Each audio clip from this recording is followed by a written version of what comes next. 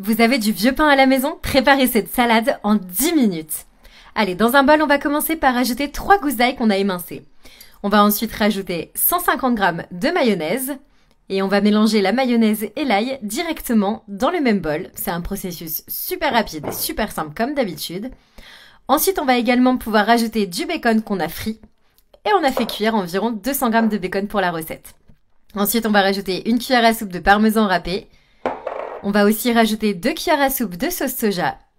Et je vais aussi mettre 1 cuillère à soupe de moutarde. Donc là, on répartit bien, on étale bien la moutarde sur tout le bacon. Et ensuite, on va pouvoir ajouter le jus d'un citron.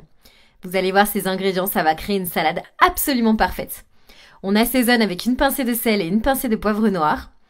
Et ensuite, on n'a plus qu'à bien mélanger tous nos ingrédients. Et si votre mayonnaise contient déjà du sel dans la recette, goûtez avant d'en rajouter encore un petit peu pour pas que ce soit trop salé, bien évidemment.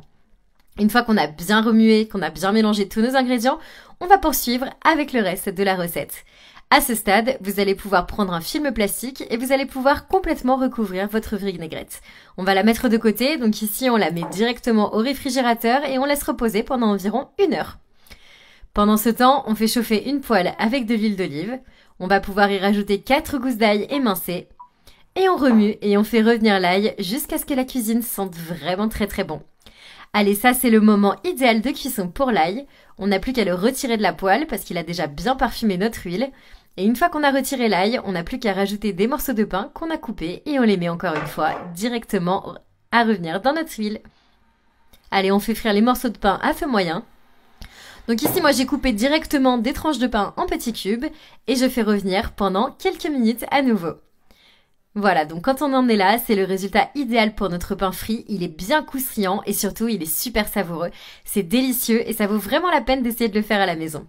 Allez, on réserve et on met de côté. Et pour poursuivre la recette, on va rajouter de la laitue hachée directement dans un bol. Allez, maintenant, on va pouvoir passer à l'assaisonnement. Donc ici, vous l'avez deviné, on va pouvoir récupérer notre vinaigrette au réfrigérateur et on met directement sur la laitue. On n'a plus qu'à bien mélanger pour recouvrir la laitue de vinaigrette.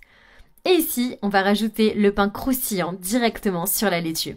C'est une recette qui est hyper rafraîchissante, vraiment qui est délicieuse.